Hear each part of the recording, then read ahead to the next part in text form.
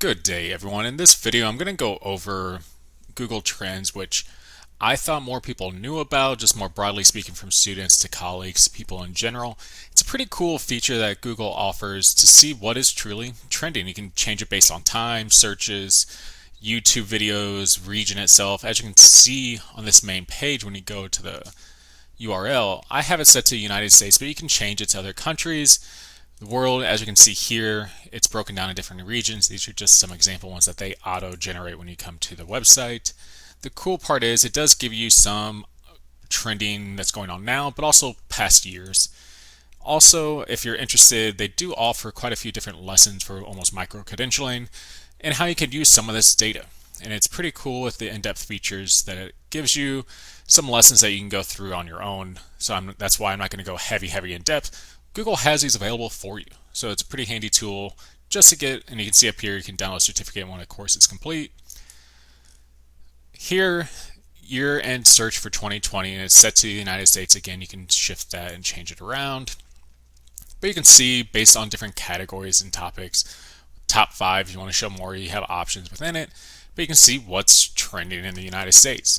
The cool part is, especially from my angle, is it breaks it down into smaller units such as states, MSAs, or larger metro areas, and even cities.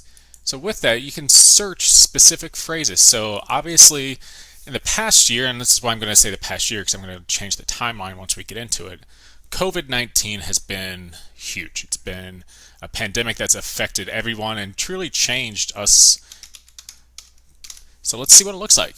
Let's take the hyphen out. Let's just do COVID-19 search term. It's set to the United States, interest over time. So right now is where you can change the time part, last 12 months. This is key for us. So if we think about it, it was about this time last year that we're starting to see a few cases pop up in the United States. Peak period was March when everything starts to shut down, restrictions.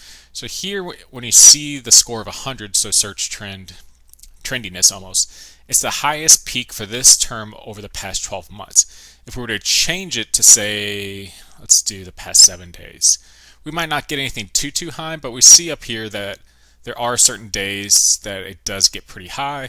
But keep in mind, this past week is very different than the past 12 months. You can see it's hardly, around a 6 when we compare it to some of our peak periods. So pretty cool ability to do that. You can download this data, which is pretty cool if you want to use it within other programs. Excel is an easy one to take it into, or if you just want to use the output from this in different types of analysis. So this is where I was talking about. You can see the search interest based on the state itself. You have options here for the search region if you want to change it to cities, and you can change the cities that it's showing and kind of the trendiness of it across that. The cool part is it also brings in related topics and queries. So what else people are looking for within that. So it shifts it some. The other parts that you can do before we get into the compare part, it gets down into if you want specific categories, or one that I found pretty interesting was a web search versus image, news, Google Shopping, or YouTube. And I'll go through a couple different examples of how you could use these and how they kind of relate to criminal justice, crime analysis in general, but it's pretty handy. So we have COVID-19 that was really peaking around just over a year ago, but what about vaccine? It's probably shifted quite a bit given the changes in it, and not surprisingly so. You can even see the trendiness for vaccine is much higher even when we knew the peak for COVID itself. So vaccine is just about 3 times as large as the trendiness of the vaccine now. So keep that in mind that it does shift, and that's where the nice side of Google Trends is you can compare different search terms for it. It even breaks it down based on the state. If you want to get into that, that's where I'll download one of these and I'll show you. You can take it into Excel. You can also map it in there. But it gives you options to export out, which is pretty handy if you want to overlay other data. Obviously, you can use My Maps in Google for that. Use whatever is natural for you. But not bad to see the differences. And you can see here it's based on subregion, other related queries in that. But you can see there are differences within itself. Say we want to just change this to the metro area. We can see that there are distinct differences based on regions itself. So I'm trying to get around to Arkansas. So we do see this, the Little Rock Pine Bluff area, much more central, a little west Arkansas. Within that, which one was trendier and how much based on that. All right, but let's change it up now. So I don't want this term. Let's, oh, I can just delete that. There we go. Remove. There we go. So it's the first week in January now, but well, exactly a month ago was the Capitol insurrection on January 6th. So we could look at and just see how trendy was the insurrection. Did I spell that right? Hopefully, insurrection in the United States. I want to change it to be in the last, to make sure we capture it. It might be just past 30 days, so let's do 90 days. We can see the peaks here go into the 7th, so that's the day after it occurred, so the news really started to use that term quite a bit. But let's change this and look at just YouTube searches. This comes down to people trying to search for videos on this, and you can see the peak period was January 11th. More videos start to show up online. So you can see here, even where it's high across different states, Vermont is one of the highest ones, and you can see the level of interest across different ones. Not too bad when we're thinking about how can we use this data. Is it trendy? Are people looking into it? Are they even truly worried? It was all over the news. So keep in mind, people are searching for this on Google, and why you might see some discrepancies, but it is a cool place to come to look at just trendiness of certain topics given what we're looking at. Going on kind of related to the last video I did with terrorism, I'm going to just put in domestic. We can see what that even looks like over time. So you can even see, let's go here, even on the 7th, that would be the 7th, there we go. The day after the Capitol insurrection, you see for the last 90 days, that's the highest point in it. We can go back a bit further, and that's where it gives you a pretty lengthy time range. So we can even go back 5 years or even back to 2004. But we can see over time the trendiness of it. And why I like this, it gives you time points within it. So you have somewhat of a time series from February 7th, 2016 to current. With that, and especially since we're looking at domestic terrorism here, we could probably link that to certain events that are occurring in the United States, sometimes even around the world, that still affect us in the United States. With that, we can see how that impacts the trendiness, the search terms, people looking for information on it.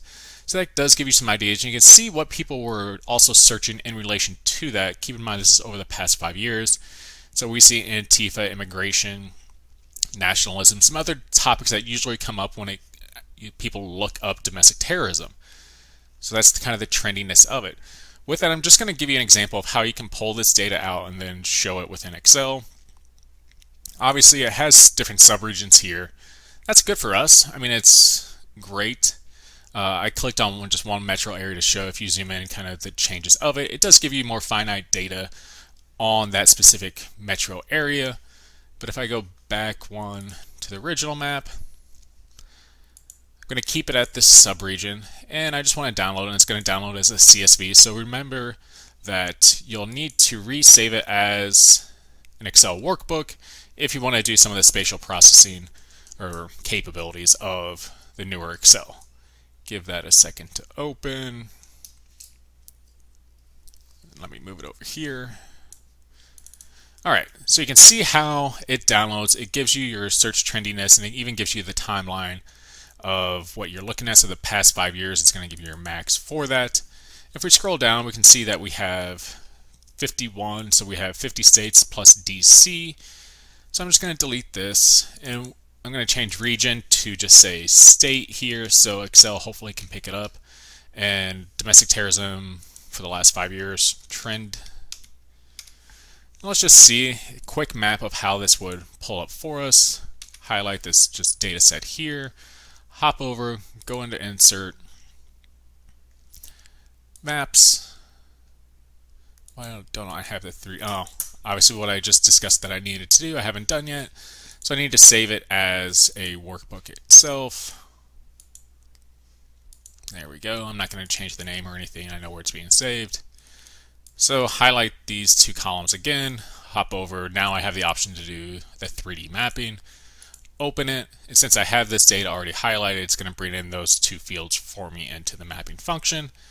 keep in mind opening the 3D map usually takes a computer a few seconds to minutes depending on what all you have open, the computer itself. So with that, I'm going to hit pause real quick. It shouldn't take too long, but to save some time, I'm hitting pause now. And of course, once I hit pause, it generates and pops up for us. So you can see here that it automatically picked up state for us. So we don't have to really display too much. We can see that it picked up Hawaii and Alaska, so we see our trendiness there. The cool part that we can do, if you've seen some of the other videos, we can do it based on the region itself. So it's already identified states, so we don't have to custom import anything. We can just click the region. You can see here now it's generated for that. Even picked up DC, so if we zoom in a bit more, so we got Maryland, Delaware, DC. The cool part is, remember we have our values itself, so our trendiness part to it. We can add a value to it in here, domestic terrorism. So we do get some change within it. That's where now you can change the color through the layer chart or layer options down here. And this is where you have options just to kind of play around with the color scheme. Typically for this, I would do a flat map. If Alaska and Hawaii aren't as important, obviously the size of them changes quite a bit. I'm going to zoom in just to the continental United States. You can add some labels if you want. You can change the theme of it to where if you like the darker colors for it. That's where you have options, and that's where to play around with it. But it is a pretty cool way of using Google Trends data. You can take it and use it in other types of analyses, displays, maps, depending on what you want to do with it. The time element, say we downloaded the time series data, that's where we could use the time function there to show it across time. Even within Excel, you have the option to use your time line to it, so you can see changes in the states over time. And you can even set it up to do a tour of that and kind of play the scene for you. When you create a video, you could share it, that kind of thing. So there are options within it. You just have to download, get used to the data, and not be as afraid of it. So that's a quick introduction to kind of Google Trends, what it represents. Obviously, Google has a lot of options within their trend capability. Take some time, go through it. If there's questions, reach out to me. If you'd like me to do another video related to this, let me know. If not, enjoy.